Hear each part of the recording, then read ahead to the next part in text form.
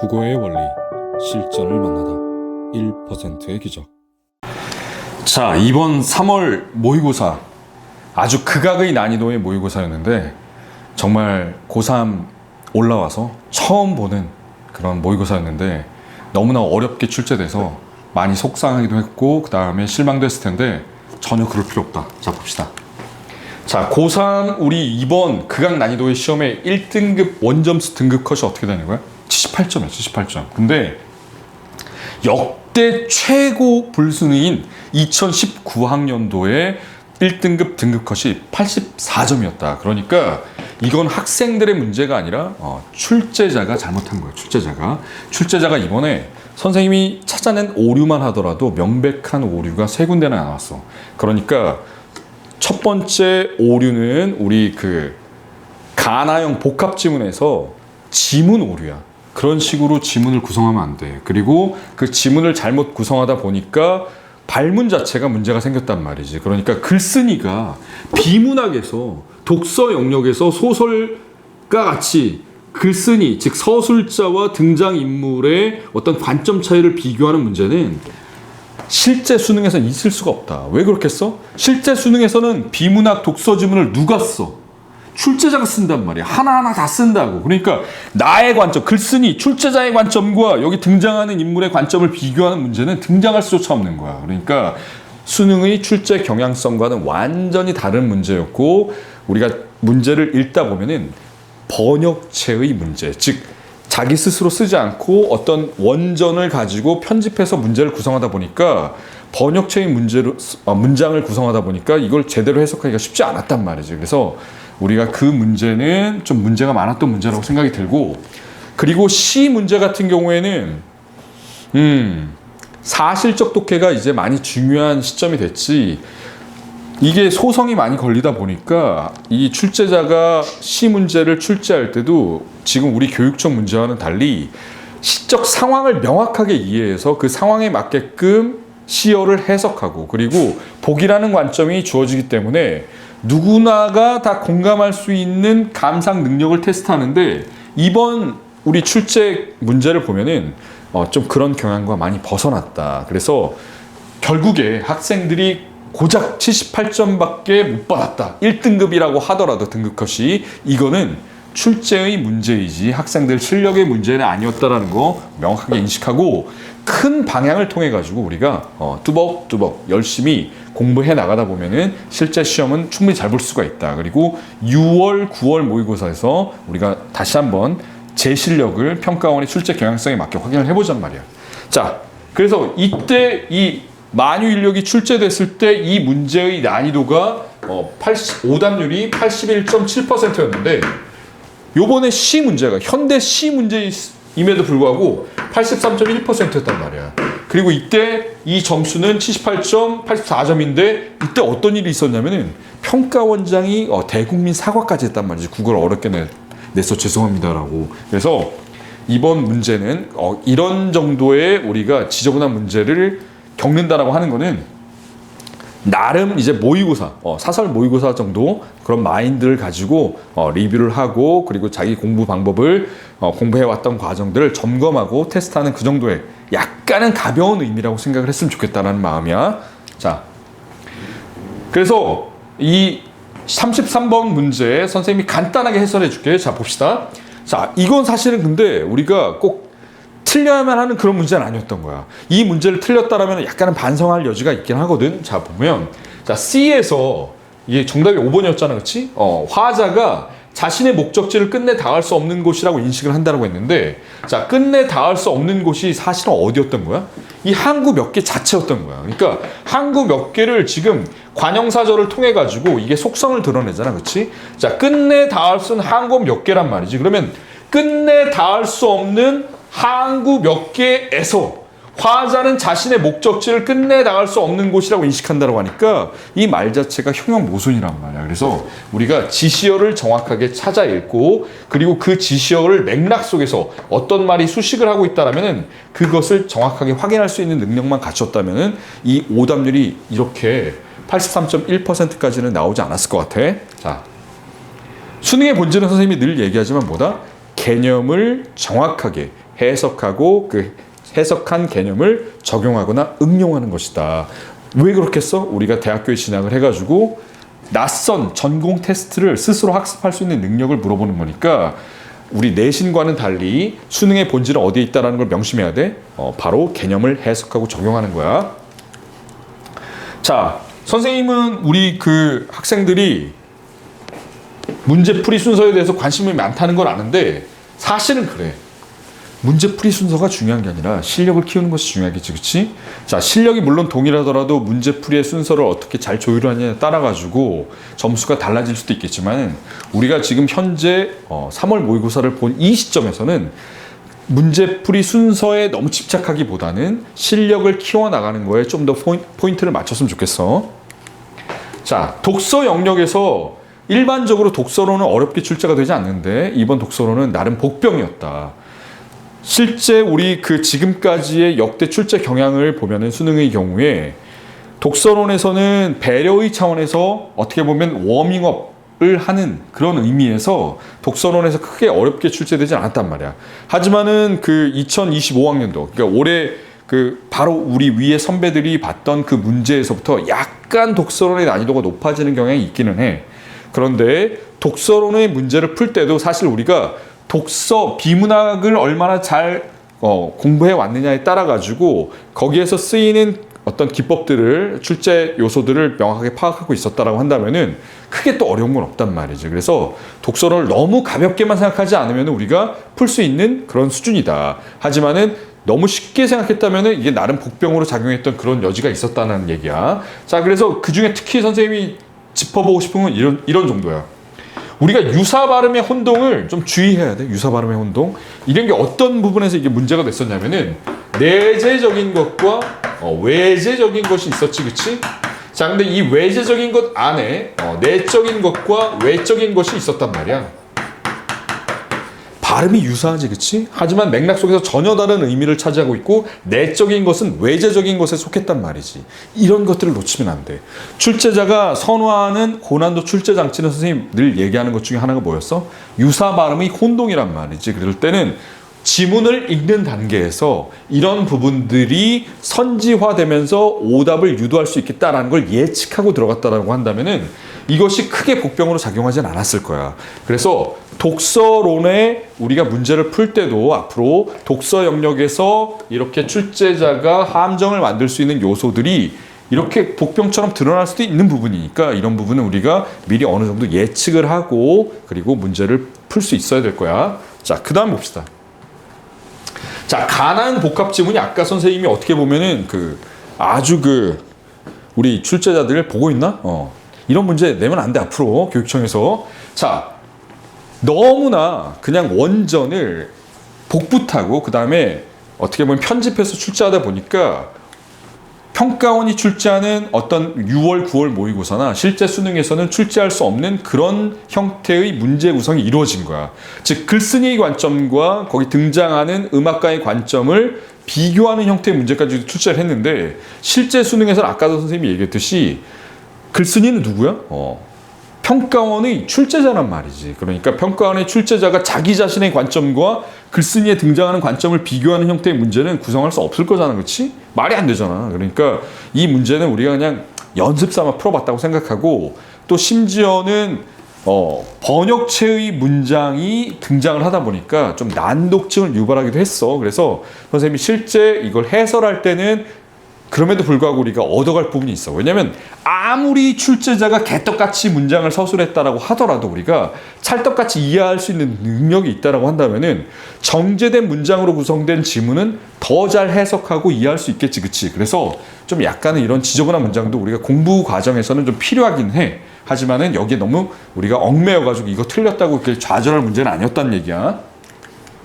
자, 그 다음에 우리가 그 사회 영역에서는 우리가 그 경제학도 아니고 법학도 아니고 이 경영학 분야가 출제가 됐는데 굉장히 무난하고 쉽게 출제가 됐단 말이지. 하지만 의외로 말이야, 그 12번 문항이 오답률이 79.4%나 됐어.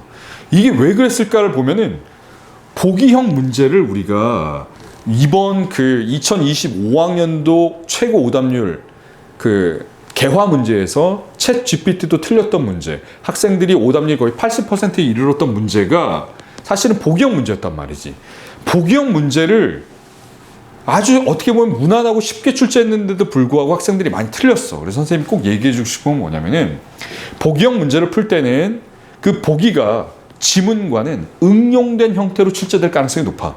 그대로 지문에 있던 내용을 그대로 받아들이는 사례가 구성되는 것이 아니라 이 사례는 변형 또는 응용되는 사례가 구성된단 말이지. 그러면 이 변형되고 응용된 사례가 지문의 어떤 내용과 매칭될 수 있는지를 정확하게 파악을 해야 된다는 거야.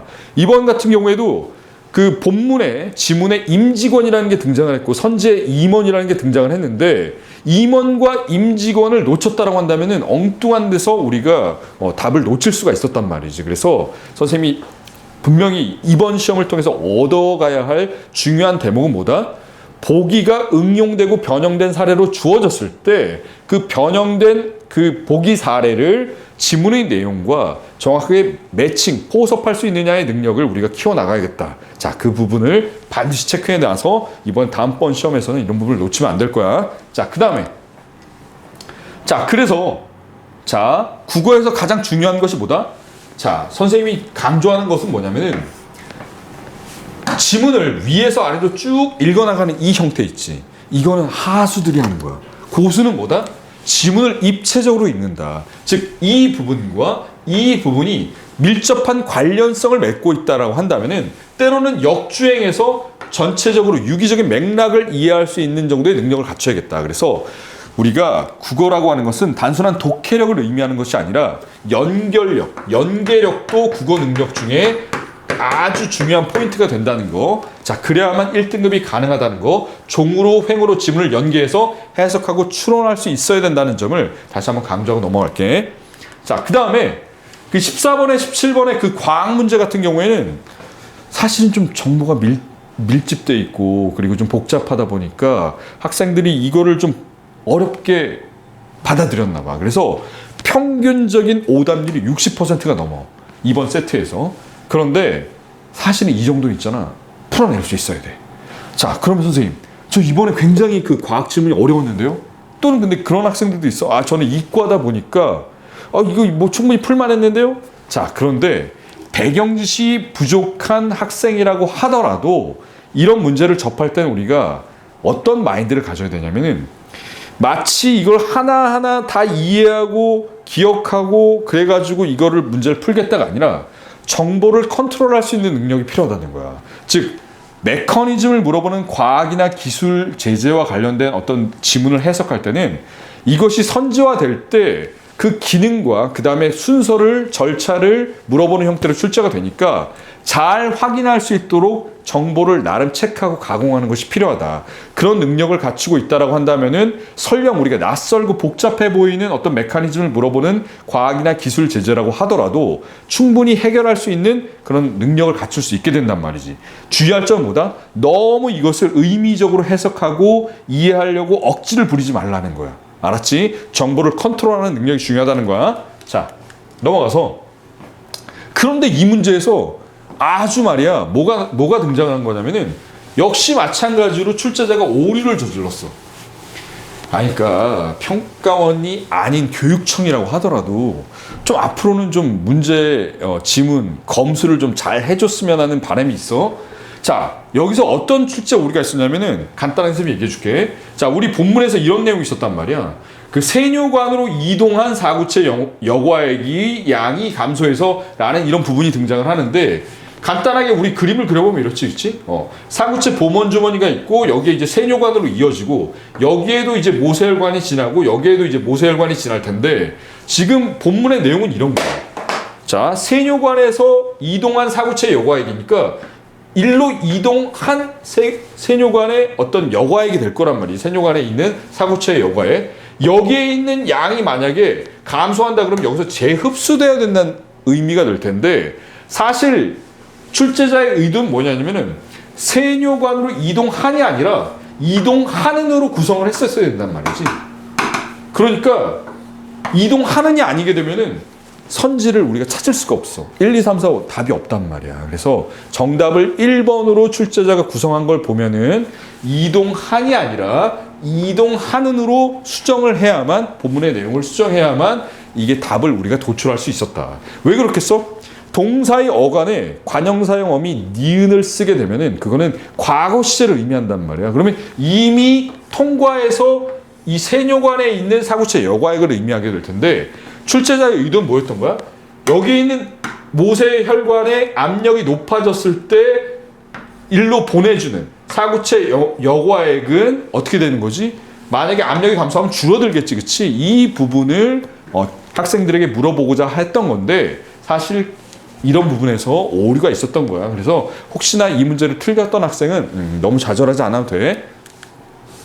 자, 그 다음에 나머지 문항들은 아까 선생님이 얘기했듯이 이 과학 문항들이 어떻게 구성된 거야? 과학 문항들이 전반적으로 전형적인 문제로 구성됐는데, 낯선 용어에 휘둘리면 된다, 안 된다? 안 된다.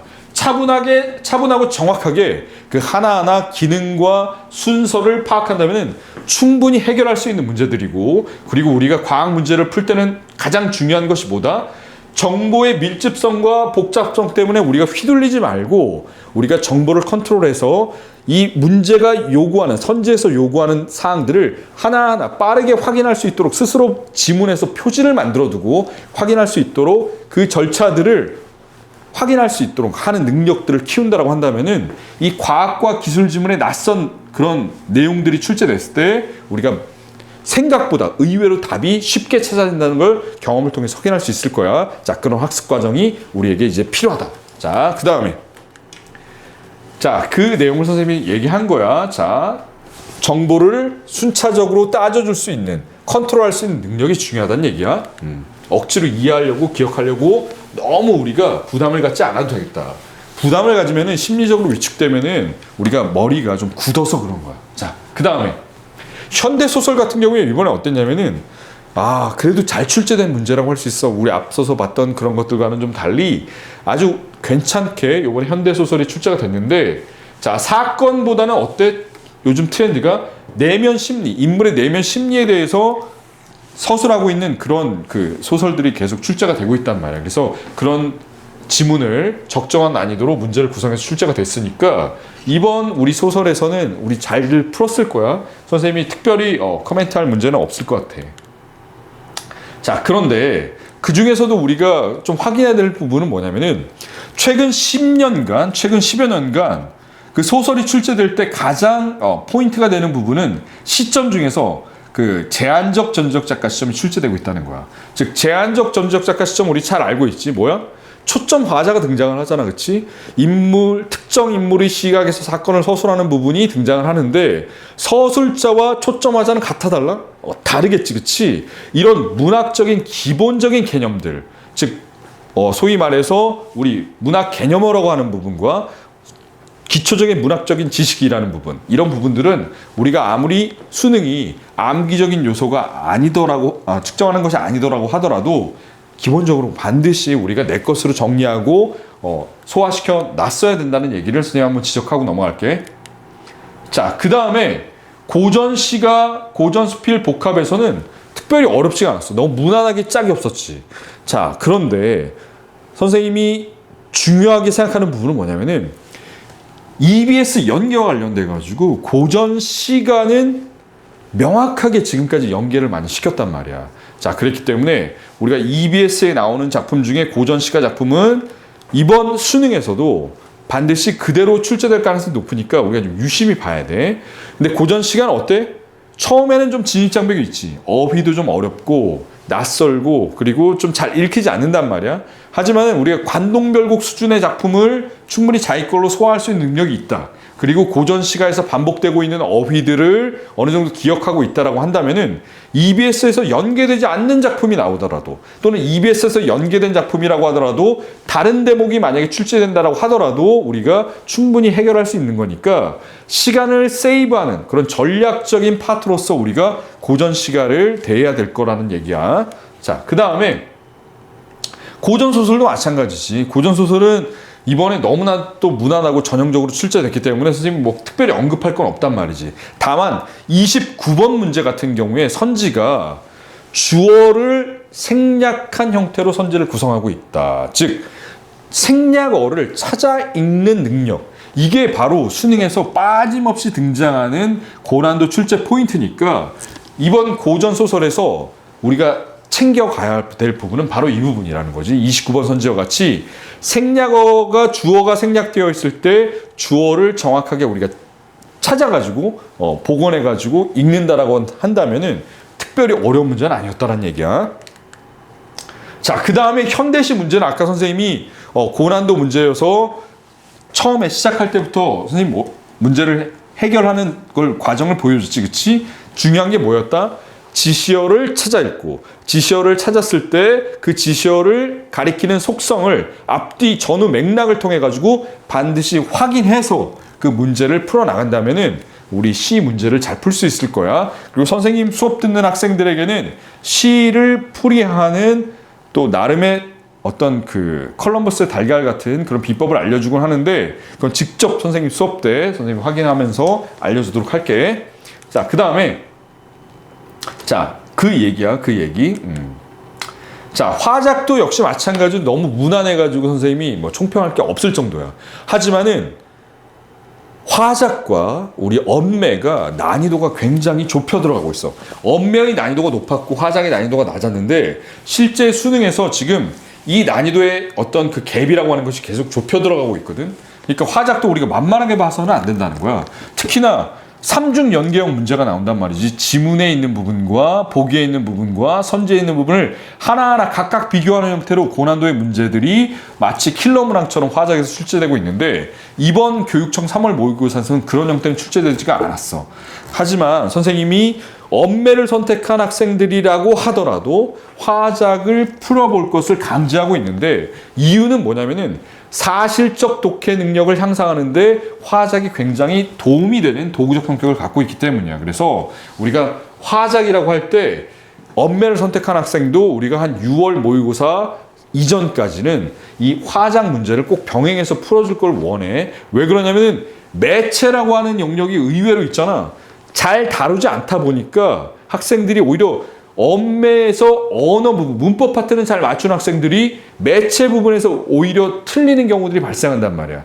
매체의 상위 호환이 바로 이 화작이니까 매체 부분을 잘 풀기 위해서라도 꼭 화작 부분을 잘 우리가 좀 연습할 필요가 있어. 알았지? 그러니까 우리 언매 선택한 우리 학생들이 화작을 전혀 나와 상관없는 그런 거라고 생각하지 말고 화작 부분을 다뤄가지고 사실적 독해 능력을 통해 가지고 우리가 독서에도 좋은 영향을 받고, 그리고 매체 부분에 있어서도 좀 우리가 화작을 통해서 연습할 수 있는 부분들이 있으니까 화작 문제가 있다면 버리지 말고 꼭 풀어보길 바래.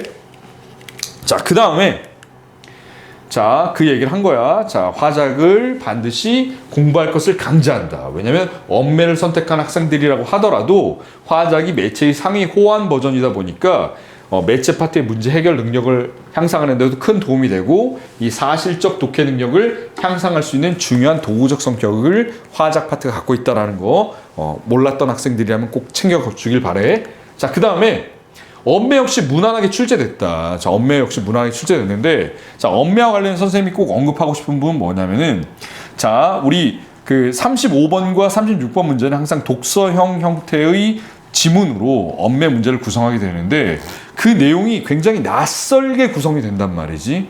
그러니까 내가 문법을 마치 내신 공부하듯이 달달달달 외워가지고 그런 문제에 접근할 수는 없어. 즉 마치 문법이 하나의 배경 지식으로 작용할 수도 있겠다. 그러나 그것이 자칫 선입견으로 작동한다라고 한다면은 문제를 오히려 제대로 내가 독해하지 않고 성급하게 읽다가 선지를 제대로 찾아가지 못하고 정답을 찾지 못하는 문제가 생길 수 있으니까, 정확하게 독해를 해 나가는 형태로 우리가 문제를 푼다면은 배경 지식의 도움 없이도 오히려 그 내용만으로도 정확하게 답을 찾을 수 있겠다. 그래서 독서 영역에서의 어떤 독해를 낯선 텍스트를 잘 읽어내는 그런 능력이 이 엄매 문제에서 어떻게 보면 고난도로 출제될 수 있는 35번과 36번의 독서형 문법 문제를 잘 풀 수 있는 그런 능력을 우리에게 키워줄 테니까 그런 부분들을 우리가 놓치지 않고 반드시 감안할 수 있었어야 된다는 얘기를 하고 싶어. 자, 그 다음에 그 내용을 선생님이 여기서 정리를 한 거고, 그리고 넘어가서 매체 40번 문항이 또 오류가 있었어. 즉 뭐냐면은 뭐 크게 학생들이 이 부분을 개념치 않고 만약에 문제 풀었을 수도 있을 것 같은데 1번 선지에서 2번 방송에서 소개하려는 요 문장은 역시 마찬가지로 어떻게 된 거야? 소개한으로 수정해야만 문제를 정확하게 풀 수 있었겠다. 도입부에서 지금 이번 방송에서 소개하려는 이 목적을 이야기한 것이 아니라, 자, 이번 방송에서 소개한 이 부분은 마지막 부분에서 언급을 한단 말이지. 그러니까 역시 마찬가지로 약간 출제 미스가 있었다고 우리가 보면 돼. 자, 학생들에게 얘기해주고 싶은 건 뭐냐면, 우리가 실제 수능에서도 출제자가 약간의 그 논리 비약이나 미세 오류가 있을 수 있어. 그럴 때 우리는 많이 지금 문제들도 풀어보고 공부를 열심히 하고 있기 때문에 출제자의 의도를 한 수 위에서 꿰뚫어 보면서 선지를 우리가 상대적으로 판단할 수 있는 그런 능력까지도 우리가 좀 갖출 것을 최종적으로 요구한다. 그걸 선생님은 선지 상대성의 원리라고 해. 그러니까 우리 선지 상대성의 원리도 우리가 감안하면서 객관식 문제이기 때문에 일정한 한계를 우리가 인식하면서 정답을 찾을 수 있는 능력까지 키울 것이 필요하겠다. 자, 선생님이 마지막으로 해주고 싶은 말이 있다면은 이런 거야. 수능은 어떤 싸움이냐라고 했을 때 수능의 본질은 개념을 해석하고 적용하는 것이라고 한다면은 그런 개념을 해석하고 적용하는 수능에서 우리가 1등급을 넘어서 100분위 99, 100에 도달하는 방법은 결국 이 수능이라고 하는 것은 누가 더 간절한가에 대한 싸움인 거야. 얼마나 간절하게 지금 공부하고 있는 거지? 간절하지 않으면 수능에서 우리가 원하는 목표를 이룰 수 없다라는 것. 그걸 명심해 주길 바래. 그리고 간절하기 위해서 그럼 무엇이 필요합니까? 선생님, 저는 그렇게 간절하지 않은데요. 자, 아침에 우리가 좀 일찍 일어나서 공부를 할 필요가 있다. 학교에 만약에 7시에 간다라고 한다면은 아침에 5시에 일어나서 7시까지 2시간 정도 공부할 수 있는 사람이 된다면은 간절함을 키워나갈 수가 있어. 내가 간절하지 못한다면 간절한 행동을 통해서 간절한 마음을 이끌어낼 수도 있으니까 설령 만약에 자기가 주변 환경이 만약에 좋아, 엄마 아빠가 부자야, 그리고 나는 특별하게 공부에 큰 의지가 없어 라고 하더라도 내 행동 자체가 간절한 행동을 통해서 간절한 마음을 이끌어낼 수 있으니까 우리가 그렇게 성실한 행동을 통해서 공부를 해나갔으면 좋겠다라는 마음이야. 그리고 목숨 걸고 하는 거야. 평생 살면서 이토록 목숨 걸고 공부할 기회가 그다지 많지 않을 수 있어. 이왕 하는 공부, 내가 소중한 꿈을 위해서, 수능을 위해서 내가 목숨 걸고 한번 공부해 봅시다. 자, 여기까지 할게.